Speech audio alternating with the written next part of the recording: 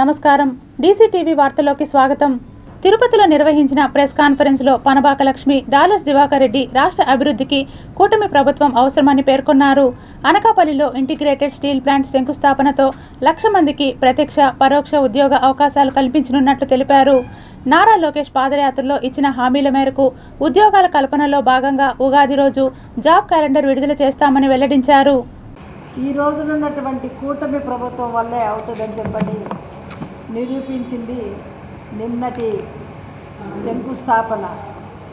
AMNS integrated steel ప్లాంట్కి దాదాపుగా 1.5 lakh crores నిన్న అనకాపల్లిలో శంకుస్థాపన చేయటం జరిగింది. దాదాపుగా 1,00,000 మందికి డైరెక్ట్గా కానీ ఇండైరెక్ట్గా కానీ ఉద్యోగ అవకాశాలు కల్పించడం కూడా జరుగుతుంది. లోకేష్ బాబు గారు పాదయాత్ర చేసినప్పుడు ఏదైతే హామీ ఇచ్చారో 20 లక్షల ఉద్యోగాలు ఇస్తానని, దానిలో భాగంగానే నిన్న 1,00,000 ఉద్యోగాలు ఇవ్వడానికి కూడా శ్రీకారం చుట్టింది. ఈరోజు ఆంధ్ర రాష్ట్రంలో ఎప్పుడూ లేనంత విధంగా మా ముఖ్యమంత్రి చంద్రబాబు నాయుడు గారు కానీ, మా యువ నాయకుడు నారా లోకేష్ గారు కానీ ఎంత కష్టపడుతున్నారో ప్రతి ఒక్క పౌరుడు చూస్తున్నాడు. ఈరోజు మేము ఎన్డీఏ కూటమి చేసే డెవలప్మెంట్ని చూసి ఓర్చలేక, వాళ్ళు ఏమీ చేయలేక, చేతగాక తిరుమలని అడ్డుపెట్టుకొని, భగవంతుని అడ్డుపెట్టుకొని ఇట్లాంటి పాపాలు చేయటం, పాపాలంటే మాటలు మాట్లాడటం చాలా అన్యాయం. ఈరోజు ప్రజా ప్రభుత్వం నడుస్తూ ఉంది. ఈ రాష్ట్రంలో ఎన్డీఏ కూటమి, ఇటు నారా చంద్రబాబు నాయుడు గారు కానీ, నారా లోకేష్ గారు కానీ, పవన్ కళ్యాణ్ గారు కానీ, అదేవిధంగా కేంద్రం నుంచి నరేంద్ర మోడీ సహకారంతో అనేక విధాలుగా కూడా ఫండ్స్ తెచ్చి ఒక పోలవరం ప్రాజెక్టు కంప్లీట్ చేసేదానికి ఈరోజు భారీ నిధులు రాబట్టడం జరిగింది. అదేవిధంగా అమరావతి నిర్మాణానికి, రాజధాని నిర్మాణాన్ని గురించి ఏం మాట్లాడారో, రాజధాని గురించి శ్మశానం అనే విధంగా మాట్లాడడం జరిగింది.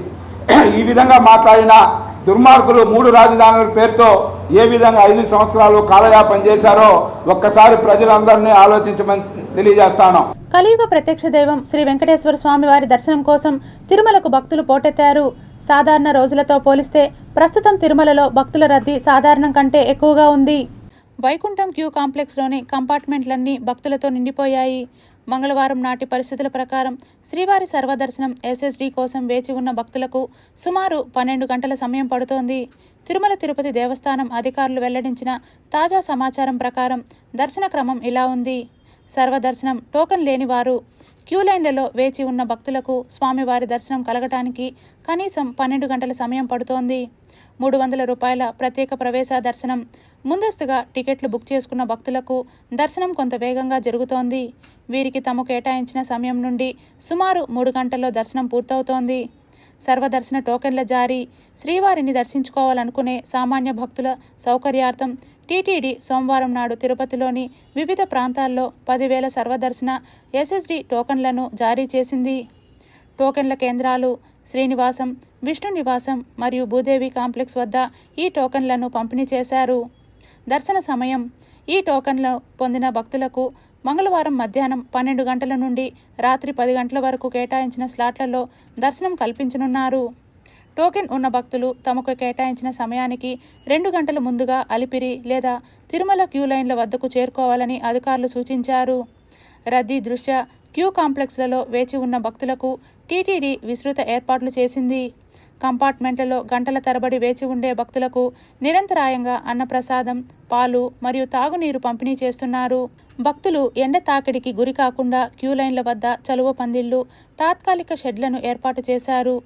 భక్తుల రద్దీని క్రమబద్ధీకరించేందుకు అదనపు భద్రతా సిబ్బందిని మరియు శ్రీవారి సేవకులను రంగంలోకి దించారు. శ్రీవారి దర్శనానికి వచ్చే భక్తులు తిరుమలలోని వాతావరణ పరిస్థితులు మరియు రద్దీని గమనించి తమ ప్రయాణాన్ని ప్లాన్ చేసుకోవాలని అధికారులు కోరుతున్నారు. ముఖ్యంగా వృద్ధులు, చిన్నపిల్లలతో వచ్చేవారు క్యూ లైన్లలో వేచి ఉండేందుకు సిద్ధంగా ఉండాలని, తగిన జాగ్రత్తలు తీసుకోవాలని సూచించారు. క్యూ లైన్లలో క్రమశిక్షణ పాటించి సిబ్బందికి సహకరించాలని టీటీడీ విజ్ఞప్తి చేసింది. ప్రస్తుతం తిరుమలలో భక్తుల రద్దీ కొనసాగుతుండటంతో రాబోయే 2 రోజులు కూడా ఇదే పరిస్థితి ఉండే అవకాశం ఉందని అంచనా వేస్తున్నారు. శేషాచలం అడవులు పర్యావరణానికి నెలవు. ఇదే ప్రాంతంలో పర్యాటక ఆధ్యాత్మికతను పంచే తీర్థాలకు కొదవలేదు. ఈ నెల 31వ తేదీ ఏప్రిల్ 1వ తేదీలో తిరుమల తుంబురు తీర్థ ముక్కోటి నిర్వహణకు టీటీడీ ఏర్పాట్లు చేస్తోంది. తిరుమల నుండి పాప వినాశనం మీదుగా తుంబురు తీర్థం 12 కిలోమీటర్ల దూరం వరకు దట్టమైన అడవిలోని సాహసయాత్రలా సాగుతుంది. శేషాచలం పర్వత సానువులు జంతుకోటికి ఆలవాలం, జలపాతాలకు సోయగాలతో మరింత అందం తెస్తుంటుంది. తిరుమల గిరిలో ఏకంగా 3.50 కోట్ల పుణ్యతీర్థాలు ఉన్నట్లు బ్రహ్మ స్కంద పురాణాలు పేర్కొంటున్నాయి. ఈ తీర్థాల్లో స్నానం ఆచరిస్తే సర్వ పాపాలు తొలగి ముక్తి సమకూరుతుందని పురాణ వైశిష్ట్యం. తిరుమల గిరిలోని పుణ్యతీర్థాల్లో సంవత్సరానికి ఒకసారి కొన్ని పుణ్యగడియలు ప్రవేశిస్తాయి. ఈ సందర్భంగా ఆయా తీర్థాల్లో ముక్కోటి ఉత్సవాలు నిర్వహించడం అనాదిగా వస్తున్న ఆచారం. తిరుమల పద్మావతి అతిథి గృహంలో టీటీడీ అదనపు ఈవో సిహెచ్ వెంకయ్య చౌదరి యాత్రికులకు చేయాల్సిన ఏర్పాట్లపై సమీక్షా సమావేశం నిర్వహించారు. సమావేశ వివరాలు ఇలా ఉన్నాయి. యాత్రికుల భద్రత కోసం తుంబురు తీర్థానికి మార్చి 31న ఏప్రిల్ 1వ తేదీలో ఉదయం 6 గంటల నుంచి ఉదయం 10 గంటల వరకు మాత్రమే అనుమతిస్తారు. పాప వినాశనం డ్యాం వద్ద భక్తులకు అల్పాహారం, అన్నప్రసాదాలు, తాగునీటిని 100 మంది శ్రీవారి సేవకుల ద్వారా పంపిణీ చేస్తారు. ప్రథమ చికిత్సా కేంద్రాలు, అంబులెన్స్లు, మందులు, పారామెడికల్ సిబ్బంది అందుబాటులో ఉంచనున్నారు. తీర్థానికి ఎక్కువ దూరం నడవాల్సి ఉండటంతో వృద్ధులకు, 12 ఏళ్లలోపు చిన్నారులకు, దీర్ఘవ్యాధిగ్రస్తులకు, గుండె, శ్వాసకోశ సమస్యలు, స్థూలకాయం ఉన్నవారికి అనుమతి లేదు. భక్తులు వంట సామాగ్రి, కర్పూరం, అగ్గిపెట్టెలు తీసుకురాకూడదని టీటీడీ అదనపు ఈవో వెంకయ్య చౌదరి సూచించారు. పోలీసు శాఖ, అటవీ శాఖ, టీటీడీ విజిలెన్స్ విభాగం సమన్వయంతో పాప వినాశనం నుంచి తుంబురు తీర్థం వరకు అక్కడక్కడ భద్రతా సిబ్బందిని ఏర్పాటు చేస్తారు. భక్తులకు ఎలాంటి ఇబ్బందులు లేకుండా పటిష్టమైన భద్రతా చర్యలు చేపట్టనున్నారు. తీర్థానికి వెళ్లే మార్గంలో సూచిక బోర్డులు ఏర్పాటు చేస్తున్నారు. ట్రాఫిక్ రద్దీని దృష్టిలో ఉంచుకొని గోగర్భం డ్యాం సర్కిల్ నుంచి పాప వినాశనం వరకు ఆర్టీసీ బస్సులను మాత్రమే అనుమతిస్తారు.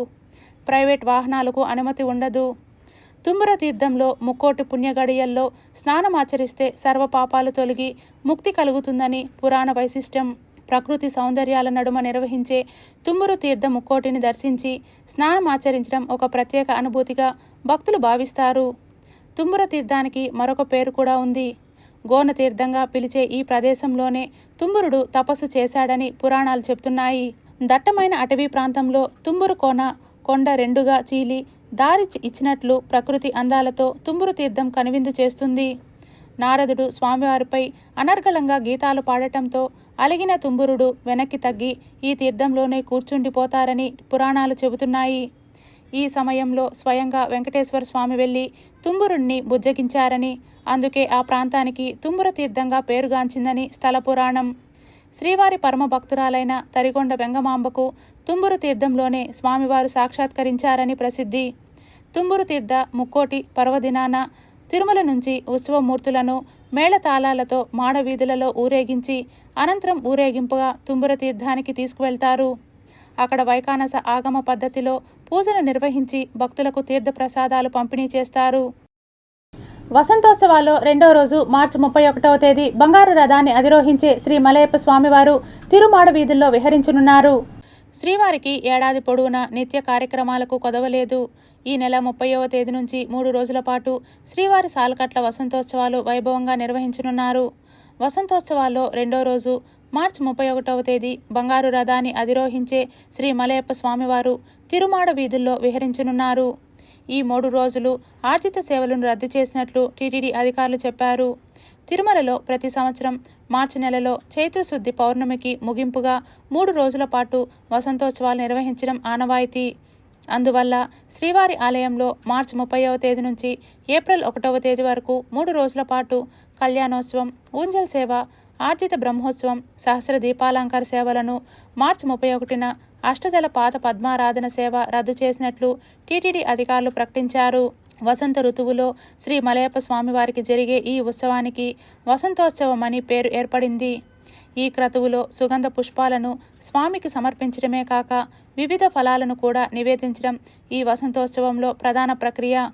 చైత్ర పూర్ణిమ గురువారం కలిసి రావటం వల్ల పుణ్యంగా భావిస్తారు. తిరుమలలో వసంతోత్సవాలు 1360 సంవత్సరం నుంచి నిర్వహిస్తున్నట్లు టీటీడీ పండితులు చెబుతున్నారు. టీబీ అనేది భయంకరమైన వ్యాధి కాదని, సరైన సమయంలో గుర్తిస్తే మందులతో పూర్తిగా నయం చేయవచ్చని ప్రాథమిక వైద్యాధికారి చక్రపాణి అన్నారు.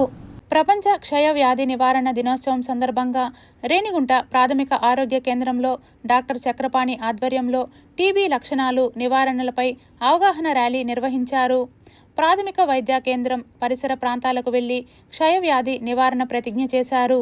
ఈ కార్యక్రమంలో హెల్త్ సూపర్వైజర్లు నాగరాజు, కామరాజు, శివశంకర్, ముని సుబ్బరామరెడ్డి, టీబీ విభాగం సూపర్వైజర్ సుమశ్రీ, ఆశా వర్కర్లు పాల్గొన్నారు. టీబీ ముక్త భారత్ అభియాన్ అనే ప్రోగ్రాం 100 డేస్ ప్రోగ్రాము ఇది లాంచ్ చేయడం జరుగుతూ ఉంది.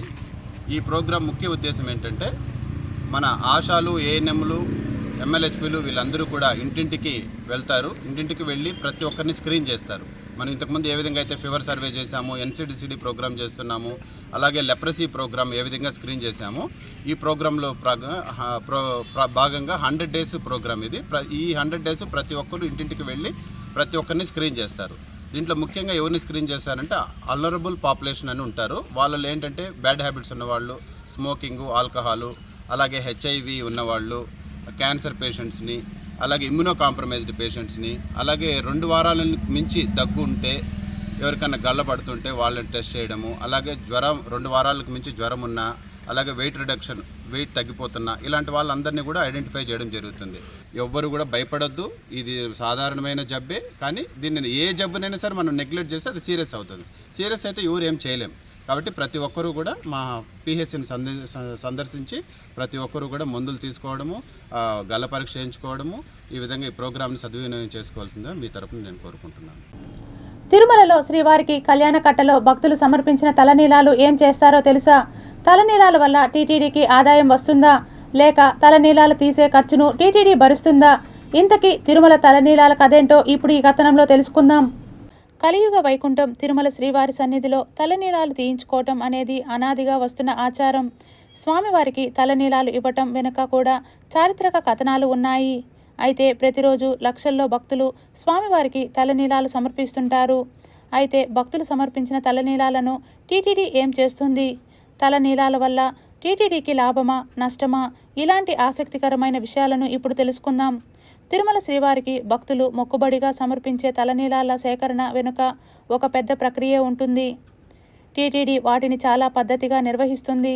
వర్గీకరణ: తిరుమలలో కళ్యాణ కట్టలో సేకరించిన జుట్టును ముందుగా తిరుపతిలోని నిల్వ కేంద్రానికి తరలిస్తారు. అక్కడ జుట్టు పొడవును బట్టి 5 నుంచి 6 రకాలుగా వర్గీకరిస్తారు.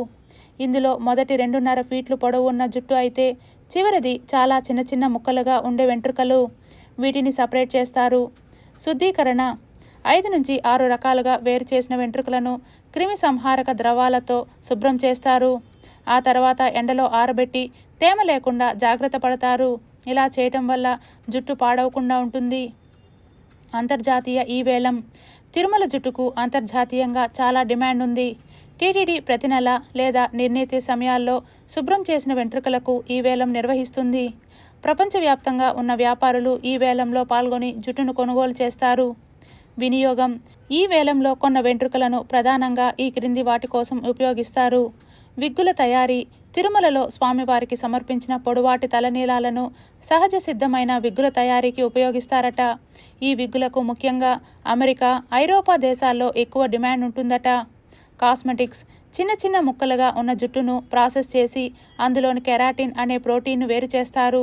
దీనిని షాంపులు, క్రీముల తయారీలో వాడతారు. ఆదాయం: తలనీలాల అమ్మకం ద్వారా టీటీడీకి ప్రతి ఏటా దాదాపు 150 కోట్ల రూపాయల నుంచి 200 కోట్ల రూపాయల వరకు ఆదాయం వస్తుందట. ఈ సొమ్మును ఆలయ నిర్వహణకు, భక్తులకు ఉచిత భోజనం, విద్య, వైద్య సేవల కోసం తిరుమల తిరుపతి దేవస్థానం బోర్డు ఉపయోగిస్తుందట. ఈ వార్తలు ఇంతటితో సమాప్తం. సమగ్ర సమాచారంతో డీసీటీవీ వార్తల్లో మళ్ళీ కలుద్దాం. అంతవరకు సెలవు. నమస్కారం.